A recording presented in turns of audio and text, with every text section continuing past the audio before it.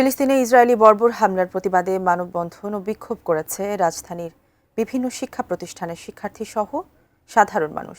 এ সময় নানা প্ল্যাকার্ডে ইসরায়েলি বর্বরতার বিপক্ষে ফিলিস্তিনের পক্ষে স্লোগান দেন তারা। এ সময় আমেরিকার মতো যেসব দেশ এমন গণহত্যা দেখে নিশ্চুপ তাদেরকেও বর্জন করার আহ্বান জানান তারা।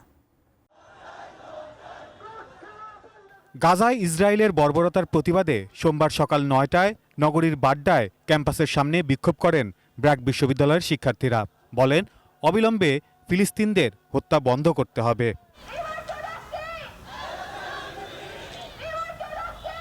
এ সময় বাংলাদেশ সরকারকে ফিলিস্তিনের পক্ষে অবস্থান নেয়ার আহ্বান জানান তারা।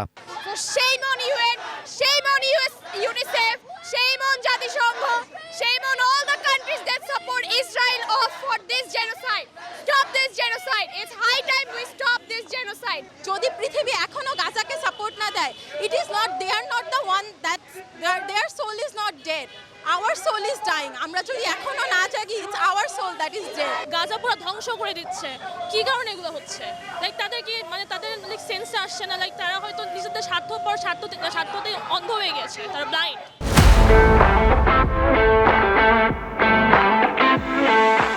যে এই দেশগুলো ইসরায়েলকে সহযোগিতা করতে উইকেটে সবগুলোকে বয়কট করা, এবং আমরা যে সহায়তা করতেছে এবং বিভিন্ন প্রোডাক্ট দিয়ে ওদের যে সাহায্য করতেছে, এগুলো সব কিছু বন্ধ করা। ইসলামের বিজয় হবে, তারা রেডি হয়ে থাকতে বলেন।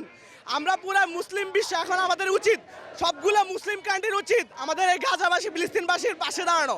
অনেক চুপ করে থাকছে আমরা, আর না। এর কিছুক্ষণ পরেই মার্কিন দূতাবাসের সামনের সড়কে অবস্থান নেয় বিভিন্ন বেসরকারি বিশ্ববিদ্যালয়ের শিক্ষার্থী সহ সাধারণ মানুষ।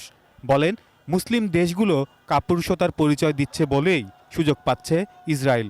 প্রত্যেক রাষ্ট্রের রাষ্ট্রপ্রধানগণ এগিয়ে আসা উচিত। প্রত্যেক মুসলিম নাগরিকের উচিত মুসলমানদের পাশে এসে দাঁড়ানো। মার্কিন দূতাবাস ঘিরে ছিল কয়েক স্তরের নিরাপত্তা। কোনো শঙ্কা না থাকলেও সতর্ক অবস্থানে ছিল আইনশৃঙ্খলা রক্ষাকারী বাহিনীর সদস্যরা।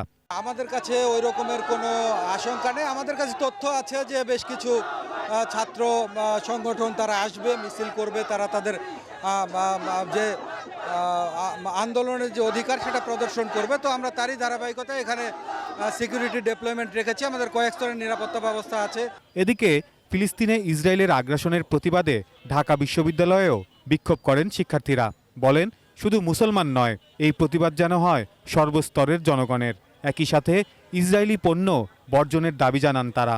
গাজায় যে হত্যাকাণ্ড চলছে বর্তমানে, আমরা তার তীব্র নিন্দা জানাই। এছাড়াও রাজধানীর বিভিন্ন স্থানে ইসরায়েলি নির্মমতার প্রতিবাদে মানববন্ধন ও বিক্ষোভ করেছেন বিভিন্ন রাজনৈতিক সংগঠন।